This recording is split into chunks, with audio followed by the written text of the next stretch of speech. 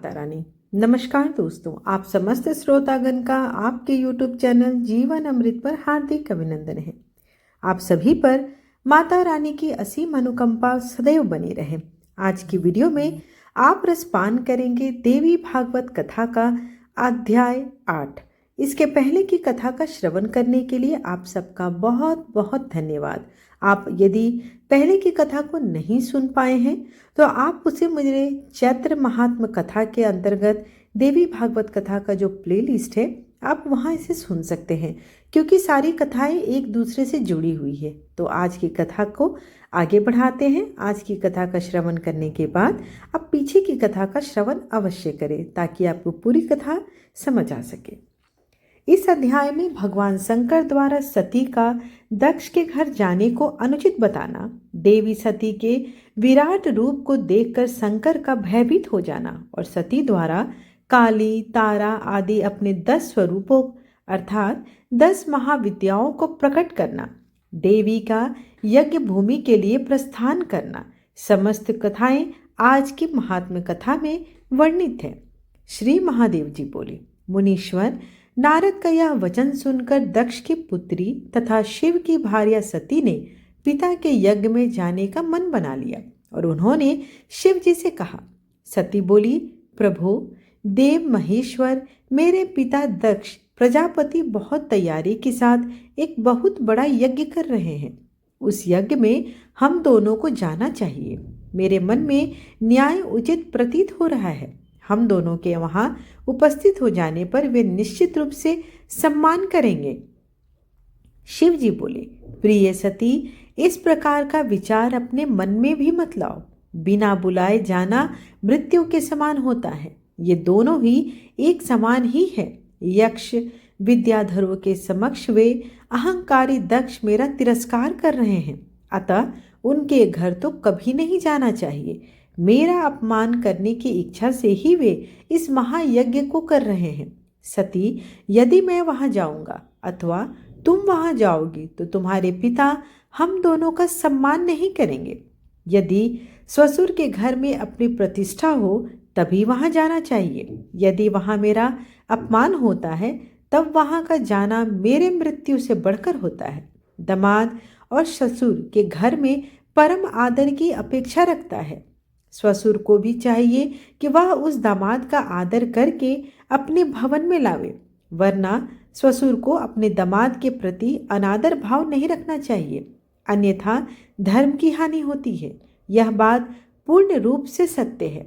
दामाद के प्रति द्वेष भावना रखने से घोर पाप उत्पन्न होता है।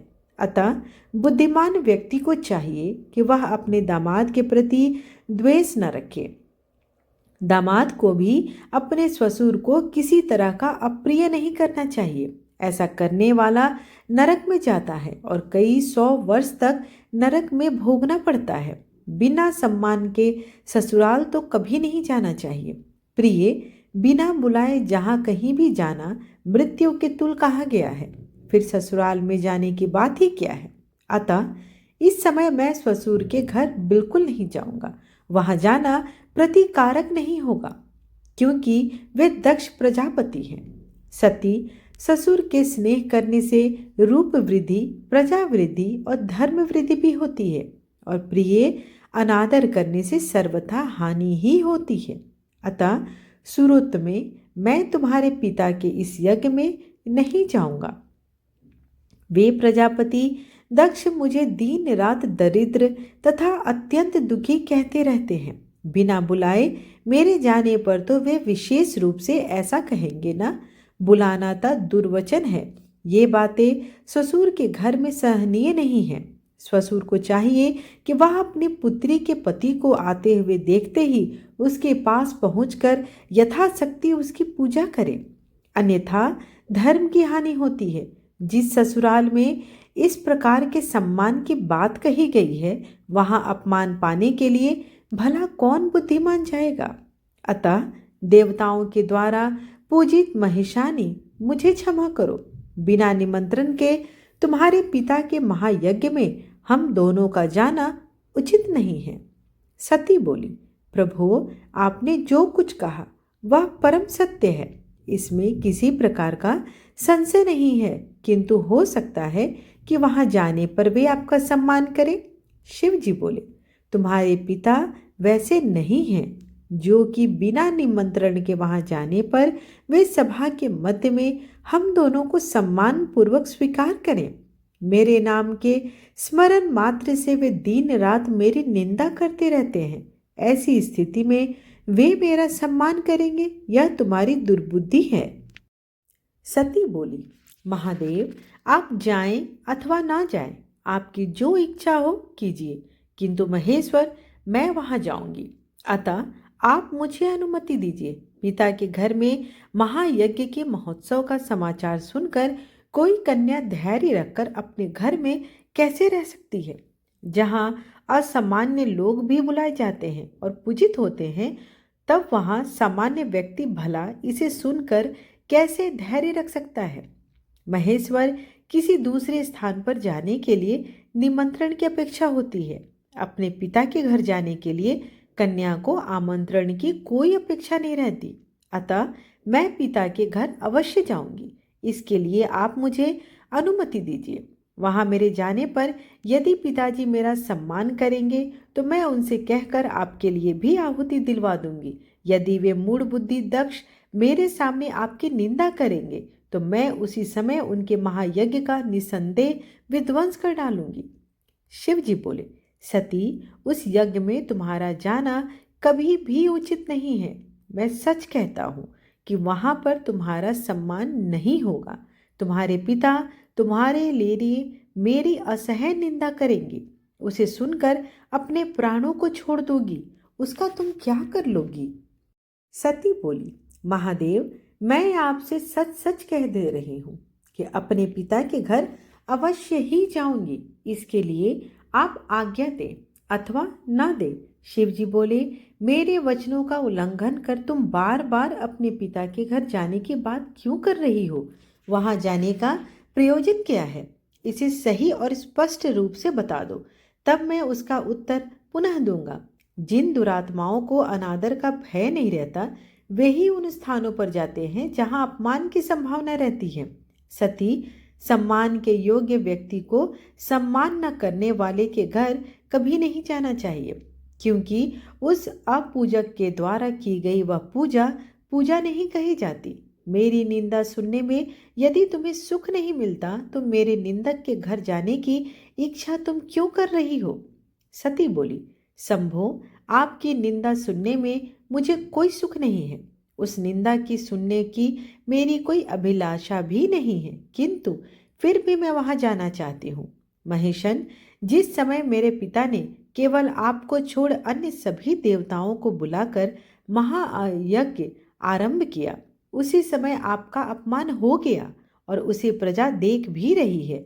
यदि मेरे पिता दक्ष आपका अनादर करके अभिमान पूर्वक इस महायज्ञ को संपन्न कर लेते हैं तो इस पृथ्वी तल पर कोई भी मनुष्य श्रद्धा से युक्त होकर आपको आहुति नहीं देगा।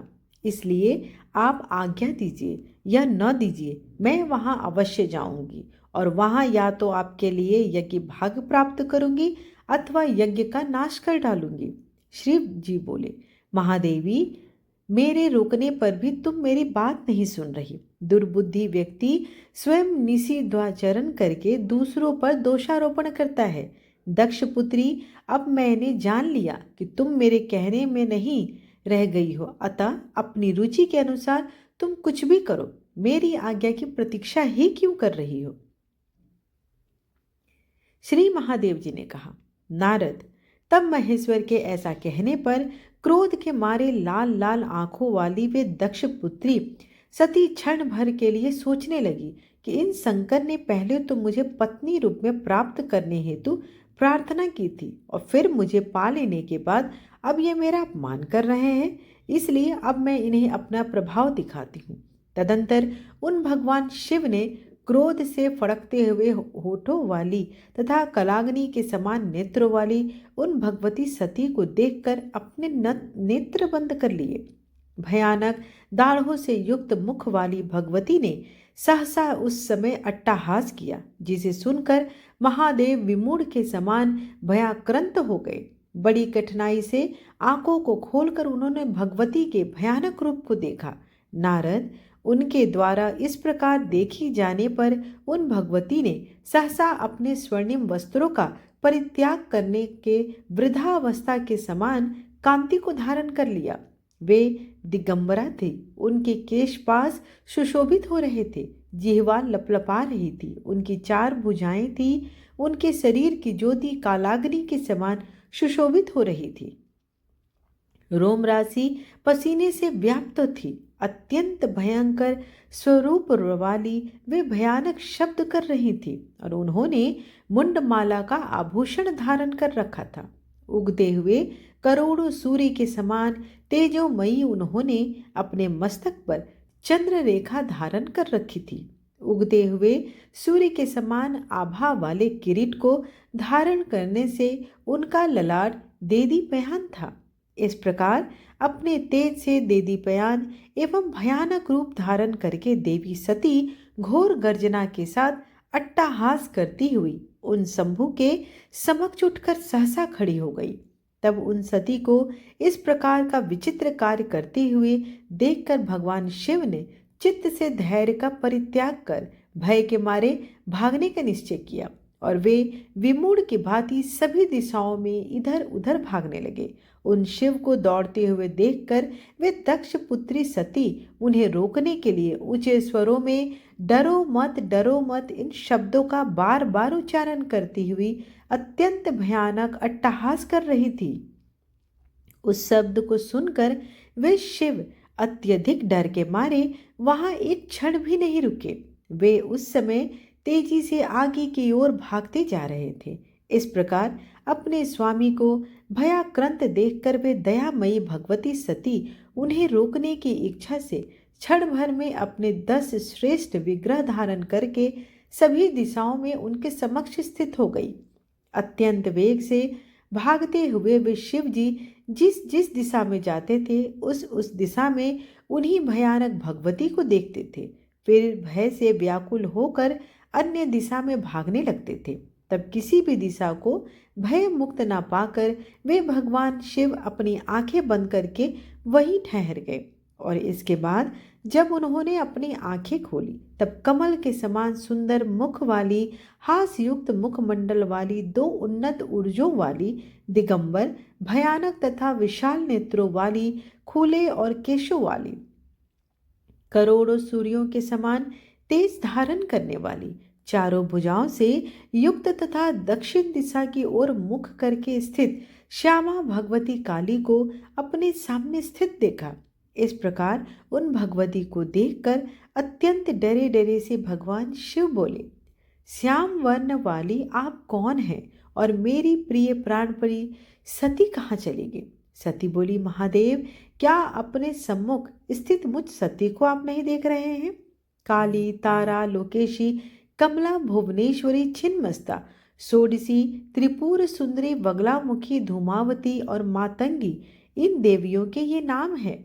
शिवजी बोले, जगत का पालन करने वाली देवी, यदि आप मुझ पर अति प्रसन्न हैं तो इस देवी का क्या नाम है और उनकी क्या विशेषता है, यह सब आप मुझे अलग अलग बताएं। देवी बोली, कृष्ण वर्णा तथा भयानक नेत्रों वाली ये जो देवी आपके सामने स्थित है वे भगवती काली हैं और जो ये श्याम वर्ण वाली देवी आपके ऊर्ध्व भाग में विराजमान है वे साक्षात महाकाल स्वरूपिणी महाविद्या तारा हैं। महामते, आपके दाहिनी ओर ये जो भयदायिनी तथा मस्तक विहीन देवी विराजमान है ये महाविद्या स्वरूपिणी भगवती छिन्नमस्ता है। शंभो, आपके बाईं ओर ये जो देवी हैं वे भगवती भुवनेश्वरी हैं। जो देवी आपके पीछे स्थित हैं वे शत्रु नाशिनी भगवती बगलामुखी है। विधवा का रूप धारण की हुई ये जो देवी आपकी अग्निकोण में विराजमान है वे महाविद्या स्वरूपिणी महेश्वरी धूमावती हैं और आपके नैऋत्य कोण में जो देवी हैं वे भगवती त्रिपुर सुंदरी हैं। आपके वाव्य कोण में जो देवी हैं वे मातंग कन्या महाविद्या मातंगी हैं और आपके ईशान कोण में जो देवी हैं वे महाविद्या स्वरूपिणी महेश्वरी षोडशी हैं। मैं तो भयंकर रूप वाली भैरवी हूँ। शंभो, आप भय मत कीजिए, ये सभी रूप भगवती के अन्य समस्त रूपों के उत्कृष्ट है। महेश्वर, ये देवियां नित्य भक्ति पूर्वक उपासना करने वाले साधक पुरुषों को चारों प्रकार के पुरुषार्थ, धर्म, अर्थ, काम और मोक्ष तथा समस्त वांछित फल प्रदान करती हैं।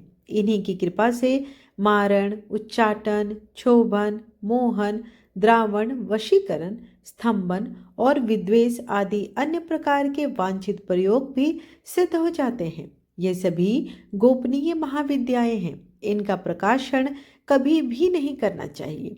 महेश्वर, इन देवियों के मंत्र, यंत्र, पूजन, हवन आदि विधि, परमनिश्चित विधान, स्तोत्र तथा कवच और उनके उपासकों के आचार, नियम आदि का वर्णन आप ही करेंगे, क्योंकि विभो, इस विषय में आपसे बड़ा अन्य कोई वक्ता नहीं है। आपके द्वारा दिया गया उपदेश आगम शास्त्र के नाम से लोक में प्रसिद्ध होगा।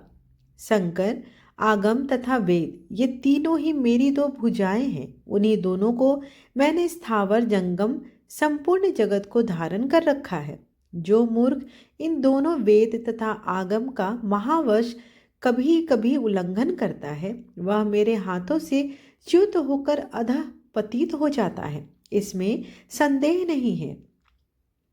वे दोनों ही कल्याण के हेतु हैं तथा अत्यंत दुरूह, दुर्घट और विद्वानों के द्वारा भी कठिनाई से जाने जाते हैं एवं उनका आदि और अंत भी नहीं है।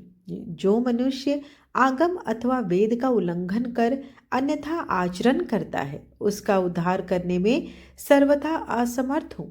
यह सत्य है और इसमें कोई भी संशय नहीं है।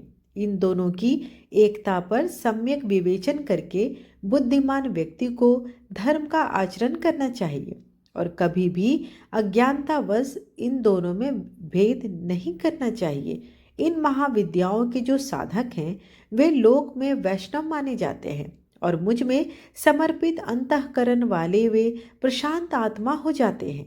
स्वयं गुरु के द्वारा दिए गए मंत्र, यंत्र तथा कवच को सावधानी पूर्वक गुप्त रखना चाहिए और उसे जहाँ कहीं भी प्रकाशित नहीं करना चाहिए। उसे प्रकाशित करने से सिद्धि की हानि होती है तथा अशुभ होता है। अतः उत्तम साधक को चाहिए कि पूरे प्रयत्न के साथ उसे गोपनीय रखे। महेश, आपको भी इसे गोपनीय ही रखना है। हे महामते, आपके द्वारा यह करणीय कर्म मैंने आपसे कहा क्योंकि मैं आपकी प्रियतमा हूँ और आप भी मेरे अत्यंत प्रिय पति हैं। अपने पिता दक्ष प्रजापति के अभिमान के विनाश के लिए मैं आज वहाँ जाऊंगी। अतः देवेश, यदि आप वहाँ नहीं चल रहे हैं तो मुझे ही जाने दीजिए। यही मेरा अभीष्ट है और आपका भी। अतः यदि आप मुझे अनुमति दे दें तो मैं अपने पिता दक्ष प्रजापति के यज्ञ को विध्वंस के लिए चली जाऊं। श्री महादेव जी बोले। उन भगवती का यह वचन सुनकर शिव डरे डरे से खड़े रहे और फिर उन्होंने भयानक नेत्रों वाली उन देवी काली से कहा। शिव जी बोले, मैं आपको पूर्णा, परमेशानी तथा परा प्रकृति के रूप में जान गया हूँ। अतः अज्ञानवश आपको न जानते हुए मैंने जो कुछ कहा उसे आप क्षमा करें। आप आद्या हैं, परा विद्या हैं तथा सभी प्राणियों में विराजमान हैं। आप स्वतंत्र रहने वाली परमा शक्ति हैं। अतः कोई भी कार्य करने या न करने के लिए आपको आदेश देने वाला कोई नहीं है। शिवे, प्रजापति दक्ष के यज्ञनाश के लिए यदि आप जाएंगी तो मेरी कौन सी शक्ति आपको रोकने में समर्थ है और मैं आपको कैसे रोक सकूंगा। महेशानी, पति भाव से मैंने आपको जो भी अप्रिय वचन कहा है उसे आप क्षमा करें। आपकी जो रुचि हो आप वैसा ही करें। श्री महादेव जी बोले। नारद, तब महेश के ऐसा कहने पर थोड़ी सी मुस्कान से युक्त मुख मंडल वाली उन जगदम्बिका ने यह वचन कहा। देव महेश्वर, आप अपने समस्त प्रमथ गणों के साथ यहीं रहिए और मैं अपने पिता के घर यज्ञ देखने के लिए इसी समय जा रही हूँ। नारद, महादेव से ऐसा कहकर वे भगवती वहां से ऊर्ध्व दिशा में स्थित देवी तारा ये दोनों अचानक एक रूप हो गईं। तदंतर अन्य 8 मूर्तियां भी देवी में ही समाहित हो गई। इसके बाद भगवान शिव ने उन सुरेश्वरी को जाने की इच्छुक देखकर अपने प्रमथ गणों से कहा, 10,000 सिंहों से युक्त तथा रत्न जालों से सुशोभित उत्तम रथ लेकर आओ। उसे सुनते ही स्वयं प्रमथ गणों के अधिपति उसी क्षण तेज गति से चलने वाले 10,000 सिंहों से जुते हुए रथ को ले आए।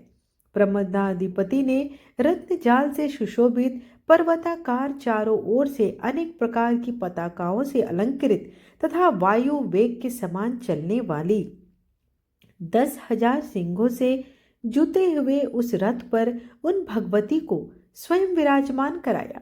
मुनि श्रेष्ठ, युग के अंत में प्रलय के समान संपूर्ण जगत को भयभीत करने वाली वे भीम स्वरूपिणी भगवती काली उस रथ में स्थित होकर सुमेरु पर्वत के शिखर पर आरूढ़ उत्तम मेघमाला की भांति सुशोभित हो रही थी। तदंतर बुद्धिमान नंदी उस रथ को बड़ी तेजी से हाँकने लगे और महामते इधर वे शिव शोक तथा दुख से व्याकुल हो रुदन करने लगे। कोपाविष्ट काली को देखकर सभी प्राणी भागने लगे। सूर्य भी भयभीत होकर पृथ्वी पर गिरने से लगे। सागर विक्षुब्ध हो गए। सभी दिशाएं व्याकुल हो उठी। महान वेग से वायु बहने लगी और घोर अमंगल का संकेत देने वाले सैकड़ों उल्का पिंड सूर्य मंडल का भेदन कर पृथ्वी तल पर गिरने लगे।